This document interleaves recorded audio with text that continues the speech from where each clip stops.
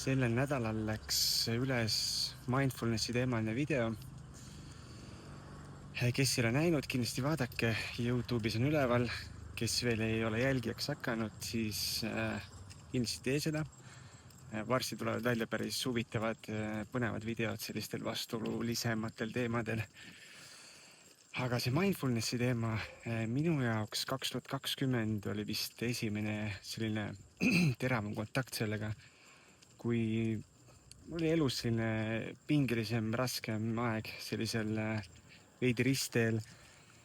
Ja siis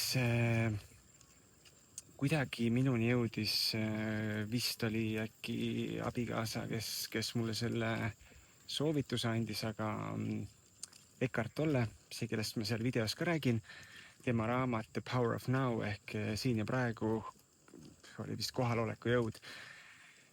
See on selline huvitav raamat, et minu jaoks ta kuidagi mina kuulasin seda audioversioonis ja just selle kuulamise ajal tundsin sellist tohutut kergendust ja rahulikkust, sellist väga head tunnet, just sellist tunnet, mida sel hetkel oli vaja. Ja siis, kui see raamat lõpuni jõudis, siis ma kuulasin seda uuesti ja niimoodi sisuliselt 4 korda järjest. Nagu ikka, kui mingisugune praktika või mingisugune meetod aitab, siis ta aitab alati sel hetkel, kui seda teed. Kui sa pooleli jätad või pikka aega seda ei kasuta, siis nagu keeleõppe, see kaob ära.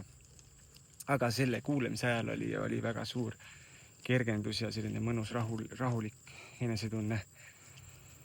Kindlasti soovitan seda raamatut vähemalt 1 kord proovida kuulata või lugeda. On olemas eesti keeles ka, ma panin lingid sinna video alla, nii Apollo kui Rahva Raamatu poest on see täitsa kättesaadav. Ja ma mäletan, Alar Ojastu rääkis kunagi sellest raamatust ka, kuidas ta esimest korda seda kuulas, tema vist kuulas ka, vahet ei ole.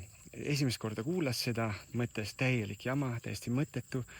Siis teist korda kuulas, et päris huvitav, et siin on täitsa mingi iva sees. 3. kord kuulas, siis mõtles, et vau, et see on väga äge raamat. Ja 4. kord mõtles, et see on puhas kuld. Kuidagi samal ajahetkel mäletan mingisugust tema pajatust. Nii et kui sa ei ole kunagi seda raamatut lugenud või kuulanud, soovitan seda kindlasti teha. See võib anda